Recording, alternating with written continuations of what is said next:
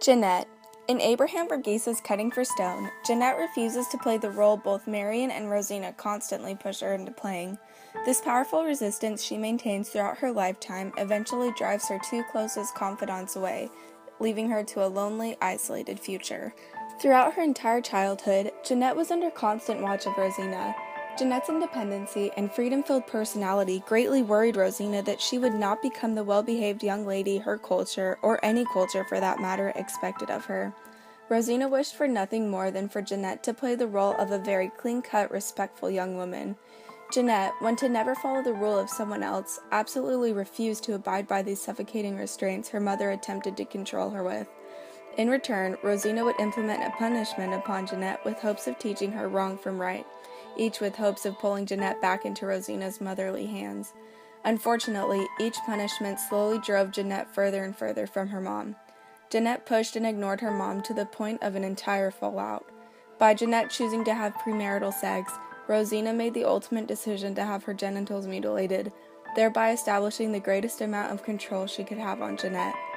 This action ended up being the final driving force between Rosina and Genet. Genet's independency was never made to cooperate with those who had other ideas for her future. The most important woman in her life was taken from her because she simply could not restrain herself and her impulsive emotions. Marion is also guilty of trying to make Genet into something she is simply not or ever wanted to be. After confessing his overwhelming love for her, Marion states a few bylaws of what Genet should be acting like in the present and what he expects of her in the future. He automatically assumes that she wants the same future he wishes for. Genet, simply being the person that she is, explains that his idea of her future is completely absurd and is not the way she intends to spend her life. By doing so, Marion starts to distance himself from her. The gap between the once very close duo was ripped wide open when Genet slept with Shiva. This is the same action that drove a wedge between Rosina and Genet. In her defense, Genet had given warnings to both Marion and her mother that she was ready for the life she wanted to lead. She was completely upfront with them when explaining that she did not want to live the life of a stereotypical future housewife.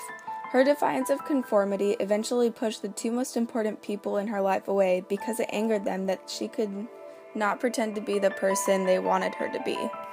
Forced to find a group that she could call her loved ones, Genet ended up joining a guerrilla warfare-based group and hijacked a plane. She later wound up in prison where she would die alone.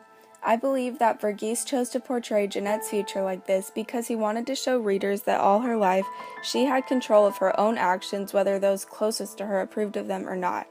Her naturally independent personality was not understood by those she loved, therefore she pushed them away. This theme of misunderstanding leading to spited ignorance takes place all throughout the world, and most importantly, all throughout the book. Verghese chose to shine this light through Genet's character.